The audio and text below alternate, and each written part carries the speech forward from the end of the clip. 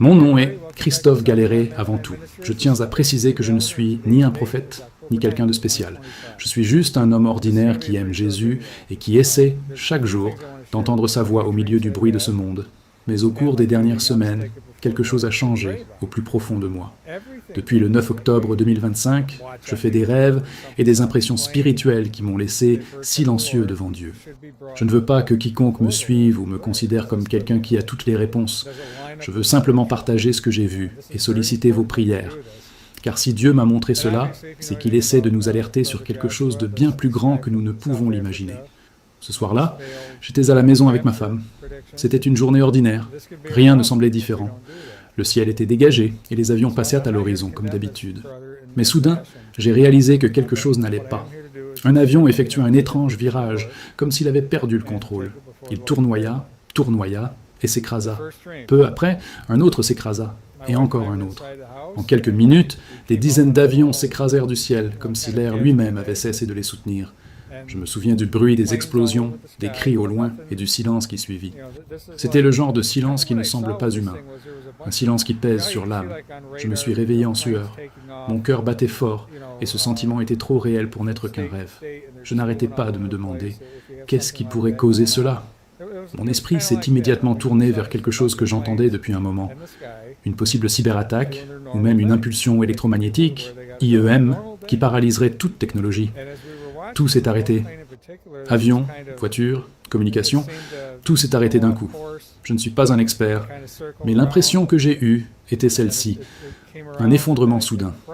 Et le Seigneur a commencé à me faire comprendre qu'il ne s'agissait pas seulement d'une tragédie physique, mais un symbole spirituel, une représentation de quelque chose qui tomberait du ciel au sens spirituel également, des dirigeants, des systèmes et même de fausses sécurités humaines. Les jours suivants, je n'arrêtais pas d'y penser. Chaque fois que je levais les yeux vers le ciel, je ressentais un poids, comme si Dieu me disait « Regarde encore, il y a plus que ce que tu vois ». Et puis j'ai compris que ce n'était pas seulement une question d'avion, c'était une question de confiance. Le monde fait confiance à ses itinéraires, à ses plans, à ses moteurs, et n'imagine jamais que tout cela puisse s'arrêter en une seconde. Il en va de même pour l'âme humaine. Nous pensons avoir le contrôle, mais il suffit d'un souffle divin pour que tout s'écroule. Dieu m'a montré que nous volons en pilotage automatique spirituel, distrait, et que lorsque le système s'effondrera, beaucoup ne seront pas prêts à en subir les conséquences. C'est alors que le Saint-Esprit m'a rappelé le psaume 91. « 1000 peuvent tomber à ton côté et 10 000 à ta droite, mais ils ne t'approcheront pas. » Ce mot brûlait en moi. Ce n'était pas de la peur, c'était un appel. Le Seigneur me montrait que quelque chose allait arriver, quelque chose qui paralyserait le monde, mais que ceux qui demeurent à l'abri du Très-Haut seraient bien préservés. Et je savais que ce rêve n'était qu'un début. Quelque chose en moi me disait que Dieu m'en montrerait davantage, que ce ciel qui tombe était un avertissement avant quelque chose d'encore plus bouleversant, et c'est exactement ce qui s'est passé. Quelques jours plus tard, j'ai fait un autre rêve.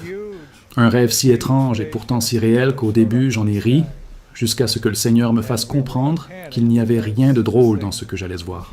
La deuxième vision est arrivée quelques nuits plus tard, et j'avoue qu'au début, j'ai ri. C'était comme ces histoires où l'on se réveille et se dit « Tout ça, c'est dans ma tête ». Mais le Saint-Esprit ne m'a pas laissé de repos. J'étais allongé, prêt à dormir, quand j'ai senti quelque chose de différent dans l'atmosphère. La pièce semblait plus froide, l'air plus lourd, et une présence puissante m'a fait me lever.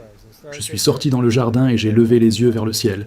Les nuages se dissipaient et entre eux, quelque chose a commencé à émerger. Une intense lumière bleutée a traversé le ciel, comme si elle déchirait le tissu même de la nuit. Puis je l'ai vu, un vaisseau gigantesque planant au-dessus de nous. C'était si réel que le sol semblait trembler sous mes pieds. Les gens couraient, criaient, pointèrent le ciel du doigt. Cela ne ressemblait pas à une vision spirituelle, mais à un événement physique et tangible. Le vaisseau ressemblait à l'Enterprise, le célèbre vaisseau de Star Trek. Je me suis dit, « Seigneur, c'est un rêve ridicule. » Mais l'Esprit m'a répondu, « Ne ris pas, Christopher. Ce que tu vois est le mensonge qui viendra. » J'étais sans voix. La vision était cinématographique, et pourtant, elle représentait quelque chose de bien plus sérieux que de la science-fiction. Dieu m'a montré que le monde se prépare à croire à l'impossible, qu'un mensonge a été construit, étape par étape, pendant des décennies. Un canular si parfait qu'il trompera même ceux qui prétendent y croire. Ce vaisseau que j'ai vu était le symbole de la grande illusion, une manifestation inventée pour expliquer ce qui adviendra après l'enlèvement. Lorsque des millions de personnes disparaîtront, il leur faudra une histoire, et l'ennemi a déjà la réponse toute prête.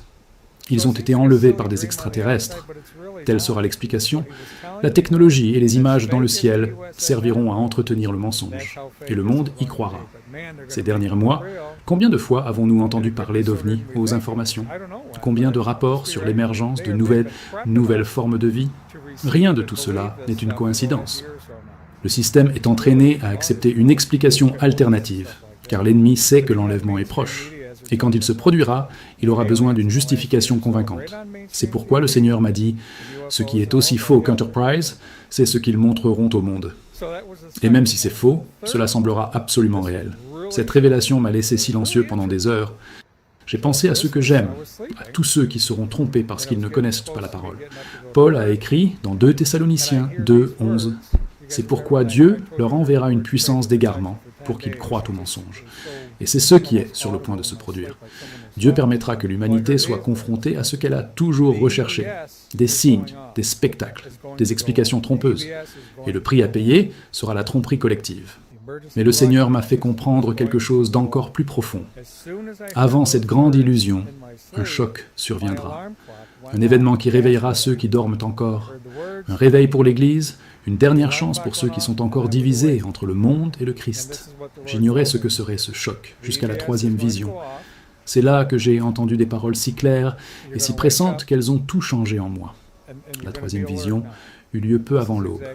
Je dormais profondément quand soudain j'entendis une voix, non pas dans ma tête, mais dans la pièce, aussi claire que si quelqu'un se tenait près du lit. Elle a dit « Le BS va sonner ». Ces mots ont résonné 3 fois. Le BS va sonner. Le BS va sonner. Le BS va sonner. Au même instant, mon réveil a sonné. C'était comme si le son confirmait le message. Je suis resté immobile, le cœur battant. Je savais que cela venait de Dieu. Il m'appelait à me réveiller, non seulement physiquement, mais aussi spirituellement. Je me suis levé, je me suis assis au bord du lit, et je suis resté silencieux. Le Seigneur a de nouveau parlé à mon cœur. Ce sera une alarme, Christopher. Une alarme pour le monde, mais surtout pour l'Église. J'ai compris que EBS signifiait système d'alerte d'urgence. Mais dans le monde spirituel, cela représentait quelque chose de bien plus grand, un appel de trompette. Cela réveillera ceux qui dorment encore dans la foi. Dieu m'a montré qu'un événement soudain surviendra, quelque chose qui arrêtera l'humanité. Et beaucoup, effrayés, reviendront à lui. Dieu m'a fait comprendre qu'il y aurait une période de 10 jours d'obscurité et de silence. Pas seulement physique, mais spirituel. 10 jours où le monde sera paralysé, déconnecté, sans communication, sans réponse. Ce sera un temps d'introspection forcée, où chaque cœur sera exposé. Le Seigneur m'a dit, pendant ces 10 jours, protège ce qui est à moi. Prie, n'aie pas peur. Je protégerai ceux qui me cherchent. Et lorsqu'il a dit cela, j'ai ressenti une paix inexplicable, comme si une main invisible me couvrait. J'ai réfléchi à la raison de ces 10 jours. Et j'ai réalisé que Dieu établissait un parallèle avec 10 jours de repentance entre Rosh Hashanah et Yom Kippour, dans le calendrier juif, jour de réflexion et de confession avant le pardon. C'était comme s'il disait « Ces 10 jours seront la dernière vocation pour beaucoup, un temps de décision. » Une épreuve de foi, une répétition pour l'enlèvement, et quiconque est spirituellement éveillé comprendra. J'ai réveillé ma femme et lui ai raconté mon rêve. Elle est restée silencieuse, me tenant simplement la main. « Chris, a-t-elle dit, sens-tu que c'est proche ?» J'ai pris une grande inspiration et j'ai répondu « Oui, c'est bien plus proche qu'on ne l'imagine. » J'ai regardé par la fenêtre et j'ai vu le ciel commencer à s'éclaircir. Mais quelque chose en moi me disait que la lumière qui se levait n'était pas physique, mais qu'il s'agissait d'un nouveau cycle spirituel qui commençait. Un cycle de séparation, de purification, de préparation. Et à ce moment-là, le Seigneur parla pour la dernière fois ce matin-là. Quand l'alarme sonne, réveillez-vous, car après le silence viendra l'appel. Je comprends. Le BS spirituel n'est pas seulement un avertissement de calamité, c'est le son qui précède la rédemption. Quelque chose bouleversera le monde avant que les cieux ne s'ouvrent, et quiconque se tiendra debout à ce moment-là devra rester ferme, même si tout semble s'écrouler. Les jours qui suivirent à cette aube, je ne pouvais plus vivre comme avant. Chaque bruit, chaque nouvelle, chaque mouvement dans le ciel semblait porteur d'un sens caché. C'était comme si le Saint-Esprit avait allumé une lumière en moi, révélant que toutes les visions faisaient partie d'une séquence prophétique, d'un plan méticuleux d'avertissement divin. Il ne s'agissait pas de rêves isolés, mais de chapitres d'un message continu. Le crash d'avion, le faux vaisseau et le BS, tout était lié. Chaque vision révélait une étape de ce qui allait arriver.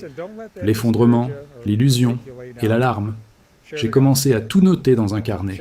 Chaque détail, chaque sensation. Les paroles du Seigneur me parvenaient comme des murmures entre le sommeil et l'éveil. « Ils tomberont », disait une voix. « Ils croiront au mensonge », disait une autre. Et alors l'alarme sonnera.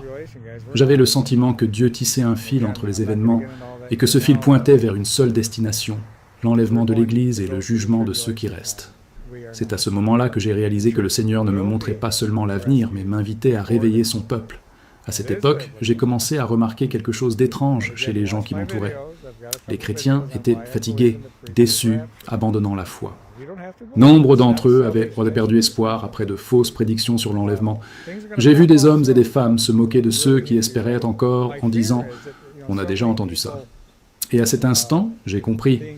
La déception est l'arme la plus subtile de l'ennemi. Quand l'espoir meurt, le cœur se tait, et un cœur silencieux est le terreau idéal pour la tromperie. J'ai demandé à Dieu de m'expliquer pourquoi il avait permis tant d'erreurs prophétiques. Pourquoi tant de personnes avaient-elles annoncé des dates et échoué? Et le Seigneur répondit simplement et directement. Pour séparer ceux qui me cherchent de ceux qui me suivent. Ces paroles m'ont blessé, mais elles m'ont aussi guéri. Il ne punissait pas l'Église, il la passait au crible. Ce qui semblait être un échec était en réalité une purification. La tromperie des hommes a révélé qui entend vraiment la voix de l'Esprit, et qui se contente de répéter ce qu'il entend des autres. J'ai commencé à prêcher cela, même si je savais que je serais critiqué. Je disais aux gens, l'erreur d'un seul homme ne change pas le plan de Dieu. Beaucoup me regardaient avec suspicion, mais certains comprenaient. J'ai vu des larmes couler de mes yeux jusque-là secs. Et j'ai compris que quelque chose se tramait dans l'invisible. L'Esprit de Dieu ravivait la flamme de la vigilance. Il disait à l'Église, « Vous avez été blessés, mais pas vaincus. Le temps n'est pas encore venu. » Cette nuit-là, alors que je priais, le Seigneur m'a montré quelque chose d'encore plus clair. J'ai vu une horloge dans le ciel, dont les aiguilles tournaient rapidement. Le temps semblait s'accélérer. Chaque seconde filait comme un éclair, et j'entendis de nouveau la voix du Seigneur. « Le temps est raccourci pour mes élus. Dis-leur de préparer leur maison. » Car le prochain son ne sera plus un avertissement, mais un appel. Les jours suivants furent marqués par un lourd silence dans mon esprit. Je me réveillais chaque matin avec le sentiment que quelque chose s'éveillait derrière le rideau de la réalité. Les gens vaquaient à leurs occupations quotidiennes, mais une tension flottait dans l'air, un malaise invisible qui semblait annoncer que quelque chose de grand était sur le point de se produire. Puis, les signaux ont commencé, faibles, presque imperceptibles au début. Des rapports de coupures soudaines d'électricité dans plusieurs villes, des réseaux de communication hors service pendant des minutes, puis des heures. On aurait dit un problème technique, mais au fond de moi, je savais que ce n'était pas une coïncidence. Un jour, alors que j'étais au travail, j'ai reçu un appel d'un ami m'informant que le système d'alerte nationale avait été testé. Les sirènes ont retenti dans certains États et la diffusion télévisée s'est interrompue quelques secondes. Il a ri, expliquant qu'il s'agissait simplement d'une maintenance. Mais le Saint-Esprit m'a parlé immédiatement.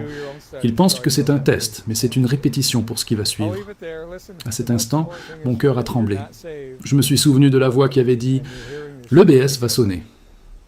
Tout se mettait en place. Dieu montrait que les préparatifs étaient déjà en cours, au ciel et sur terre. J'ai commencé à réaliser à quel point les gens étaient spirituellement endormis. Des chrétiens distraits par le divertissement, discutant de théologie comme s'il s'agissait d'un jeu, mais sans vie à l'autel. L'Esprit m'a fait comprendre que beaucoup étaient trop occupés pour prier, trop confiants pour s'agenouiller. Et à mesure que l'obscurité avançait, peu s'en rendaient plus de compte. Moi-même, pendant un temps, j'ai été comme ça. Mais maintenant, chaque seconde me rappelait ce qui allait arriver. Quelque chose en moi ne cessait de me répéter « 10 jours, 10 jours, 10 jours ».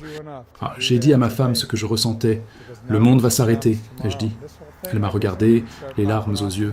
« Tu crois qu'on a encore le temps ?» ai-je demandé. Elle a pris une grande inspiration et a répondu « On a le temps d'avertir ». Ces mots sont restés gravés dans mon cœur. Et c'est exactement ce que j'ai commencé à faire, avertir. J'ai parlé à des amis, à des fidèles, et même à des inconnus dans la rue. Certains se moquaient, d'autres écoutaient attentivement. Mais l'important, c'est qu'à chaque fois que je parlais, je sentais la présence de Dieu me confirmer. Continue. Le son n'est pas encore arrivé, mais le temps presse. Les réseaux ont commencé à s'agiter à propos de quelque chose d'étrange. Des avions retardés simultanément, des systèmes bancaires en panne, des gouvernements lançant des cyberalertes. C'était comme si le monde entier était testé, synchronisé en prévision d'un crash contrôlé. Je me suis souvenu de mon premier rêve, celui des avions qui s'écrasaient. Maintenant, je comprenais, c'était le présage. Ce ne sont pas seulement les machines qui s'effondreraient, mais des systèmes entiers.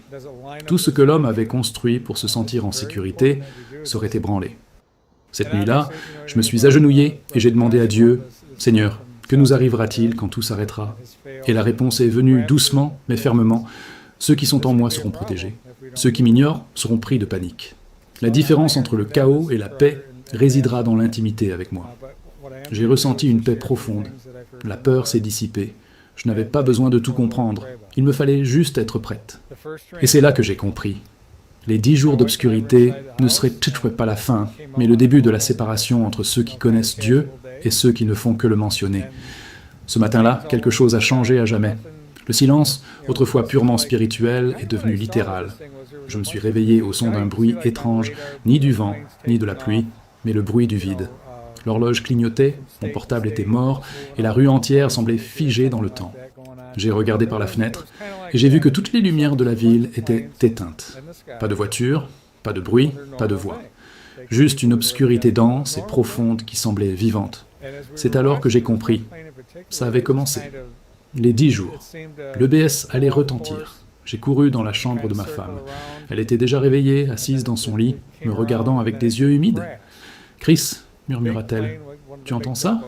J'ai secoué la tête. Le silence était assourdissant. L'air semblait emprisonné. Et puis, sans prévenir, le bruit est arrivé. Une alerte forte et métallique qui fendit l'air comme une trompette numérique. Le bruit du système d'urgence. 3 longs bips, répétés partout. Impossible de nier. C'était réel. J'ai allumé la radio portative que nous gardions pour les urgences. Aucune station. Juste un message enregistré. « Restez chez vous. Protégez vos familles. Le système est en maintenance. » Mais en moi, le Saint-Esprit disait autre chose.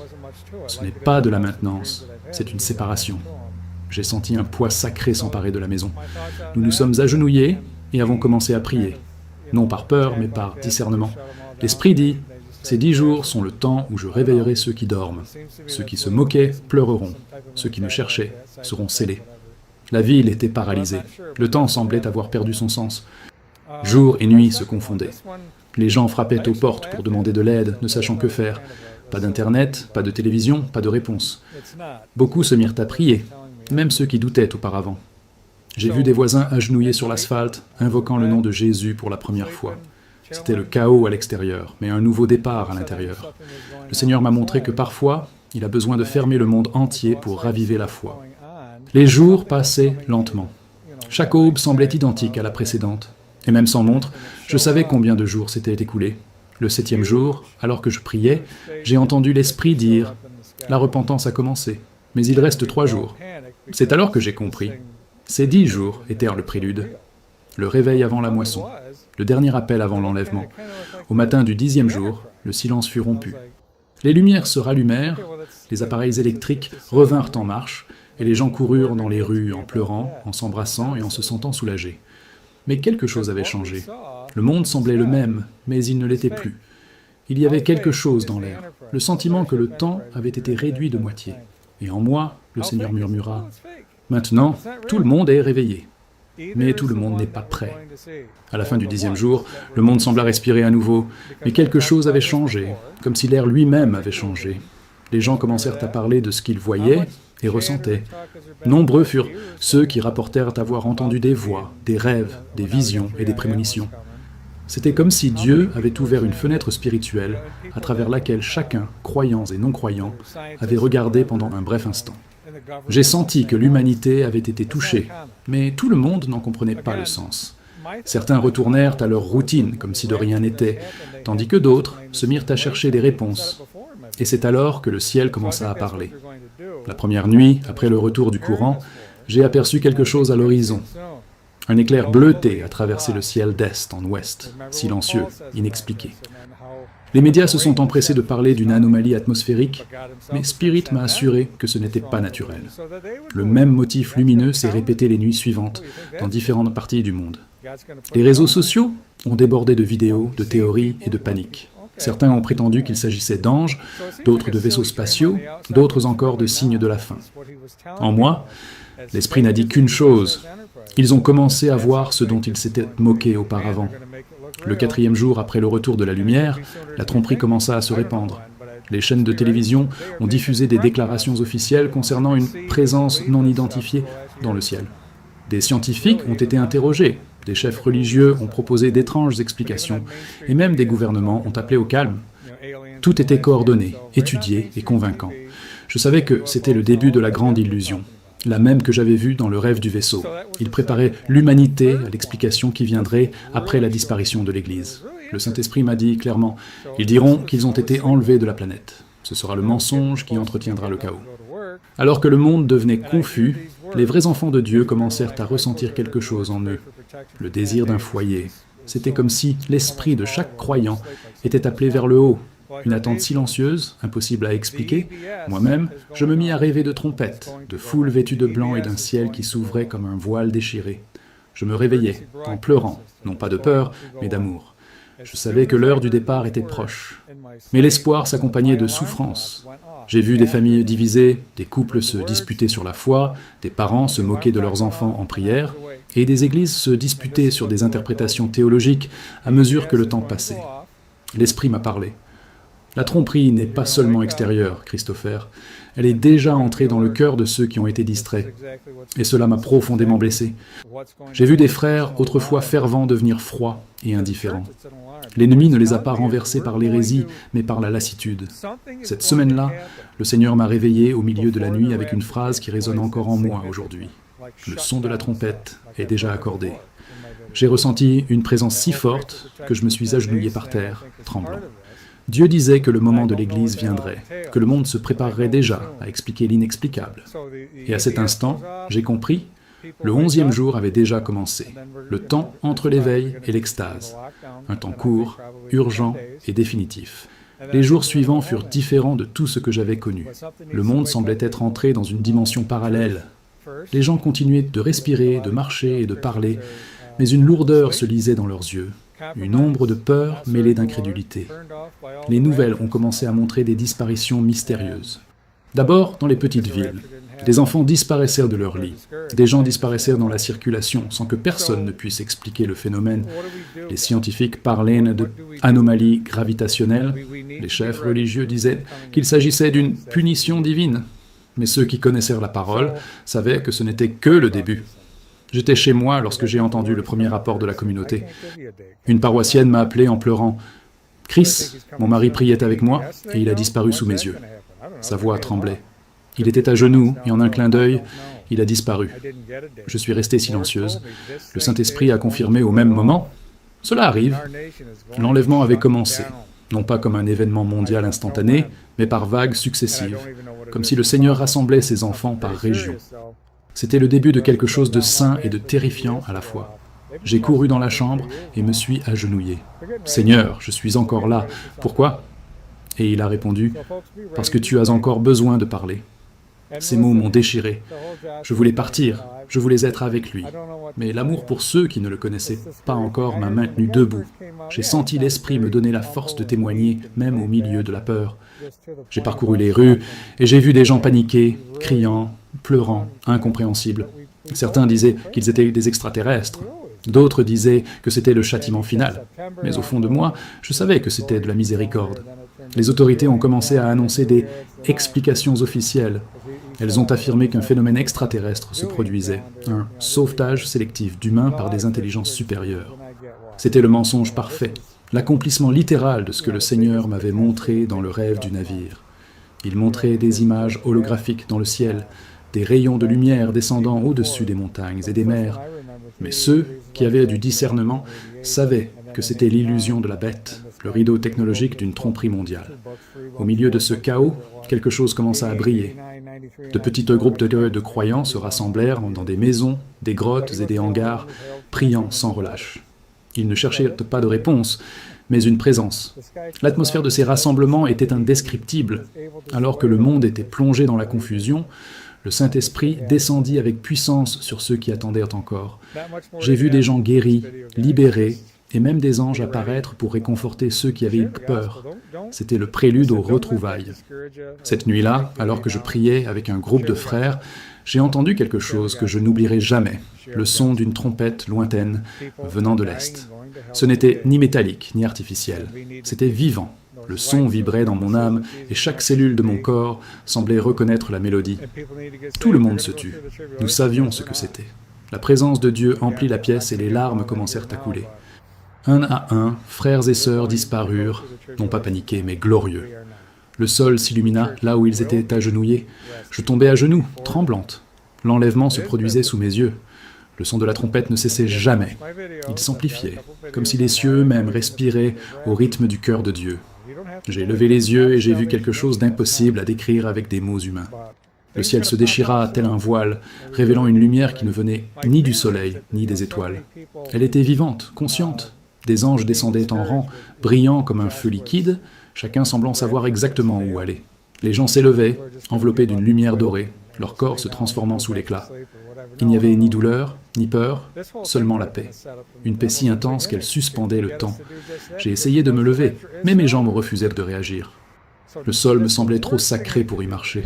« Seigneur, ai-je murmuré, prends-moi aussi. » Et il a répondu d'une voix douce mais ferme, « Pas encore, Christopher, tu dois voir. » À cet instant, j'ai compris que j'étais témoin du contraste entre gloire et désespoir. Alors que les anges emportaient les élus, le monde hurlait d'agonie. Les sirènes hurlaient, les gens frappaient aux portes et l'obscurité recouvrait tout ce qui restait. J'ai regardé autour de moi et j'ai vu ce qui était autrefois une ville animée se transformer en ruine. Des voitures abandonnées, des bâtiments éteints, des visages confus, errant dans les rues.